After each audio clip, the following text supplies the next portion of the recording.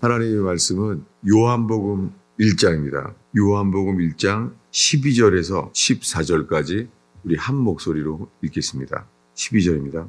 영접하는 자, 곧 그 이름을 믿는 자들에게는 하나님의 자녀가 되는 권세를 주셨으니 이는 혈통으로나 육정으로나 사람의 뜻으로 나지 아니하고 오직 하나님께로부터 난 자들이니라.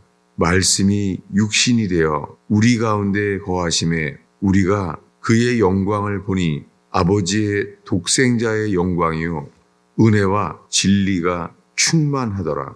아멘. 영접하는 자, 곧 그 이름을 믿는 자. 주님을 영접한다는 것은 그 이름을 믿는 자래요. 그래서 이 말씀 때문에 예수님을 영접하라는 영접 기도가 생겼어요. 그런데 13절을 읽는데 전 제 인생을 다 보냈어요. 13절에 보면 이렇게 말합니다. 이들은 영접한 자예요. 이들은 주님을 영접해서 그 이름을 믿는 자예요. 이들은 혈통으로나 육정으로나 사람의 뜻으로 나지 아니하고 오직 하나님께로부터 태어난 자들이니라. 순서가 바뀌었죠. 영접하기 전에 이들은 하나님께로부터 태어난 자들이에요. 그러니까 우리가 예수님을 영접해서 하나님께로부터 태어난 게 아니에요. 하나님께로부터 태어나야지 영접할 수 있는 권세를 얻어요. 이 순서가 바뀌어 있는 것이 제 인생을 다 거꾸로 살아온 거예요. 제가 이 거꾸로 살았다는 말을 자주 말하는 이유가 이렇습니다. 그래서 요한복음 1장 12절이 성경 암송카드에 나와요. 영접하라는 거예요. 근데 이 말씀의 순서는 영접하는 자들은 누구라고요? 영접할 수 있는 자들은요, 혈통으로나 육정으로나 사람의 뜻으로 나지 않아요. 근데 오늘날에 수많은 그리스도인들이 여기에 다 묶여 있어요. 혈통이나 육정에 묶여 있어요. 철로역정은 정말 하나님의 사람이 책입니다. 철로역정은 그 가족을 두고 먼저 혼자 나아가는 거예요. 그가 나중에 천성길에 들어가게 되죠. 철로역정에 나오는 사람이 이제 주님을 만난 거예요. 그 다음에 그가 이제 가족을 데리러 다시 옵니다. 이 철로역정은 두 파트로 되어 있습니다. 그러니까 먼저 무조건 우리가 주님께 나아가는 자를 주님이 만드시는 거죠. 그는 멸망성을 떠나서 천성길을 향하여 계속합니다. 근데 가는 동안에 그가 하나님께로부터 태어난 자들로 만들어지는 것이죠. 그런 다음에 14절입니다. 읽겠습니다. 말씀이 육신이 되어 우리 가운데 거하심에 우리가 그의 영광을 보니 아버지의 독생자의 영광이요 은혜와 진리가 충만하더라. 이 요한복음을 쓴 이 요한복음에서 말하는 우리 14절에 말씀이 육신이 되어 우리 가운데 거하심에 이분은 예수 그리스도죠. 베들레헴에 태어나신 예수, 아기로 태어난 그분이 말씀이 육신이 되어 우리 가운데 거하셨어요. 그분이 30세가 될 즈음에, 그때까지는 아무도 모르죠. 30세가 될 때까지는 그의 모친 마리아만 알았어요. 태어날 때부터 성령으로 잉태했어요. 마리아가 알았죠. 요셉과 함께 성령으로 태어난 거예요. 근데 30세가 될 때까지는 그냥 사람의 모습이었습니다. 그저 사람입니다. 아기였었고 그 마리아와 요셉이 아는 예수 그리스도는 아기였어요. 근데 그의 나이가 30세쯤이 되었습니다. 이때부터를 공생애라고 그래요. 그때부터 외쳤습니다. 회개하라. 천국이 가까웠느니라. 그전에는 30세 때까지는 그냥 사람이에요. 사람의 아들이었습니다. 근데 그가 외칩니다. 회개하라. 천국이 가까웠느니라. 이렇게 3년 동안 외치면서 회개하라. 천국이 가까웠다고 외치면서요. 주님이 말합니다. 인자가 이 땅에 온 것은 대속물로 죽으러 왔다는 거예요. 대속물, 대신 죽으러 왔다는 거예요. 그분이 외치는 것이 나는 죽으러 왔다는 거예요. 여러분, 이 세상에서 가장 큰 죄는 죄가 없으신 예수님이 죽으러 왔는데 그 죽음의 공로를 믿지 않는 것이 가장 큰 죄입니다. 이것을 성령께서만이 이 요한복음에서 성령께서 우리에게 말한다는 거예요. 사람들은 우리가 무슨 죄인지를 몰라요. 성령께서 알게 하세요. 우리가 지은 죄가 뭐냐면 십자가에서 이루신 공로를 믿지 못하는 거예요. 여러분, 우리가 하나님의 아들 예수를 믿는다고 하는데요. 십자가에 이루신 공로를 믿지 못하기 때문에 우리들은 죄사함의 기쁨을 누리지 못합니다. 그리고 죄책감에 눌려 있어요. 우리는 양심에 찔려요. 양심이 알잖아요. 우리가 지은 죄들을. 우리가 양심으로 우리가 지은 가장 손쉬운 죄들은 거짓말이에요. 그래서 로마서에 보면은 수많은 죄들 중에서 입술에 이 열매로 지은 죄들이 거짓말이에요. 예. 그것은 선악과를 먹게 만든 그 뱀이 한 거짓말이 우리 속에 육신 속에 있기 때문이죠. 그래서 우리의 양심에 찔려서 주님이 십자가에 이루신 일을 믿지 못하는 거예요. 근데 그것을 믿게 되는 순간 이렇게 말해요. 지금 읽은 1장 14절입니다. 읽겠습니다. 말씀이 육신이 되어 우리 가운데 거하심에 우리가 그의 영광을 보니, 이 말씀이요. 사도 요한은 지금 이렇게 말해요. 요한복음에서 우리가 그의 영광을 보니.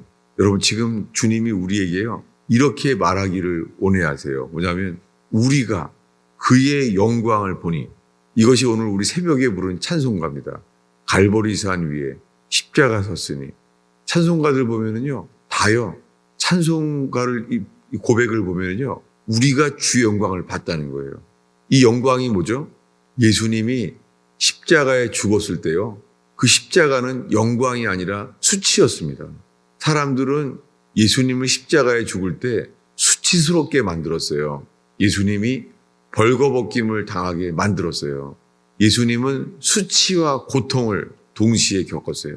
손과 발에 못 박히는 이 고통, 그 고통을 겪었습니다. 여러분, 그 극악한 고통을 겪으신 이유는 우리가 죄짐에서 안식하기 위함입니다.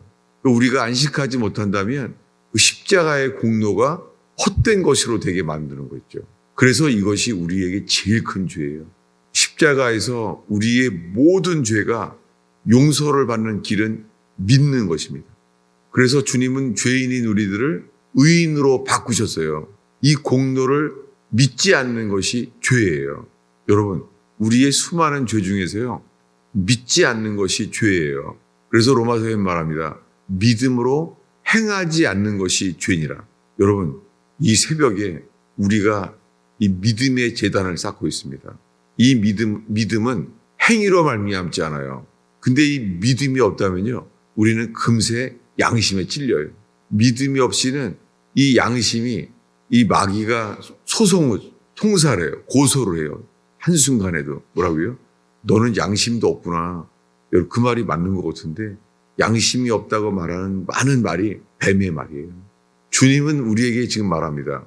오직 믿음으로 우리가 의인이 되게 하십니다. 주님이 이렇게 하십니다. 여러분, 이 시간에 우리가 이 예배 가운데 믿음의 길로 나아가서 믿음의 단을 쌓고 믿음으로 주님을 기쁘시게 하는 제단 되기를 축원합니다.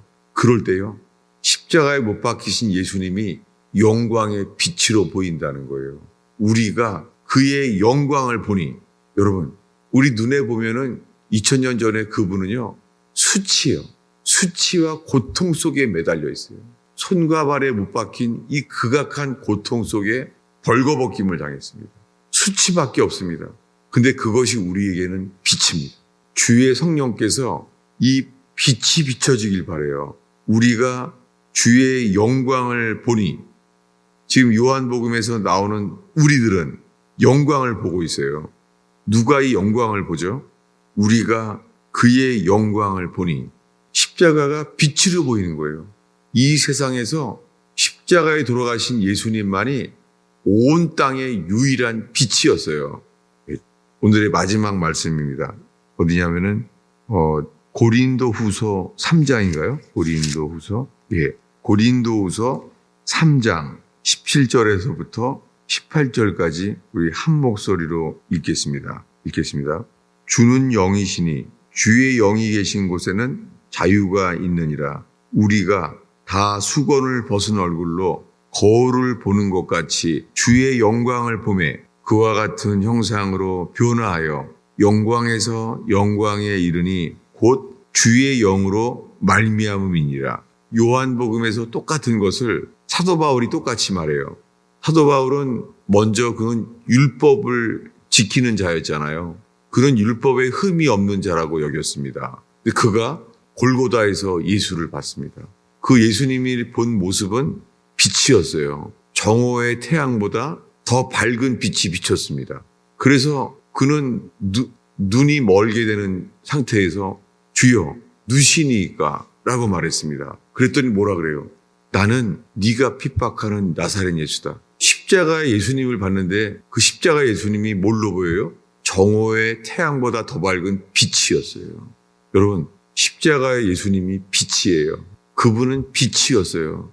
근데 육신적으로는요, 예수님이 십자가에 죽는 순간 캄캄해졌습니다. 갑자기 예수님이 죽기 직전에 캄캄해졌어요. 어두움이 임했어요.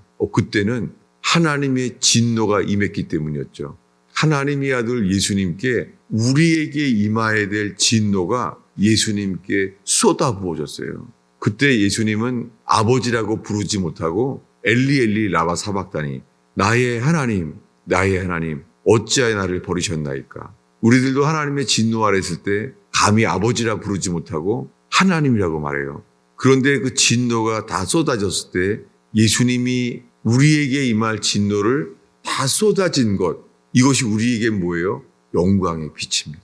이것을 안다면 우리들은 그분을 노래할 수밖에 없습니다. 왜냐하면 죄인인 우리를 의인으로 바꾸신 것이 십자가입니다. 이 세상에서 죄책감에 눌려서 평생 죄짐을 짓고 살 수밖에 없는 우리를 주님이 우리의 행함으로 말미암지 아니하고 십자가에서 다 이루었다 하신 주님의 행위로 말미암아 우리를 의인으로 만드셨습니다. 어떻게 해요? 십자가의 공로를 믿음으로 성령께서 우리를 그분을 바라볼 때 십자가가 영광의 빛으로 비춰진다는 거예요. 찬송가를 쓴 사람들은 다 이 날이 왔어요. 이게 빛이구나.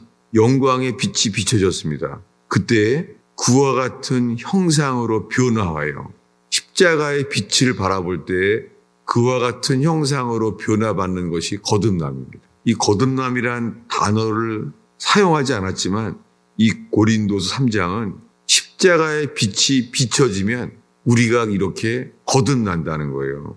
이것은 주님의 영으로 말미암음이라. 십자가를 바라보는 것이 우리를 거듭나게 하는 유일한 길입니다. 그리고 십자가를 바라보는 자를 능히 거듭나게 다시 태어나게 하십니다. 우리는 십자가만을 바라봅니다. 놀랍게 민수기에서 놋뱀을 쳐다본 즉 살리라. 그 놋뱀은 빛이었어요. 태양빛에 비춰진 놋뱀, 구리뱀은 빛이었어요. 그것은 십자가가 빛이 비춰진다면 살리라. 쳐다본 즉 살리라. 여러분, 이 새벽에 우리가 십자가를 쳐다본다면 우리를 살게 하십니다. 여러분, 어떠한 절망과 후회와 멸망 속에서도 다 망했다고, 사람들은 망했다고 말하지만 주님이 말합니다. 쳐다본 즉 살리라. 기도하겠습니다. 하나님 아버지, 어린아이처럼 천국을 받드는 자들에게 주님, 살게 하시는 주님을 찬양합니다. 주님, 우리가 우리 자신을 살펴보지 아니하고 주님을 바라봅니다. 우리 자신을 살피면 주님, 우리 자신을 실망하고 빠질 수밖에 없음을 고백하나이다. 못 박히신 주님만을 바라보나이다. 주의 영이여, 저희를 살게 하시는 당신의 역사를 누리게 하옵소서. 저희의 기도를 십자가로 인도하여 주옵소서. 예수님의 이름으로 기도하였습니다.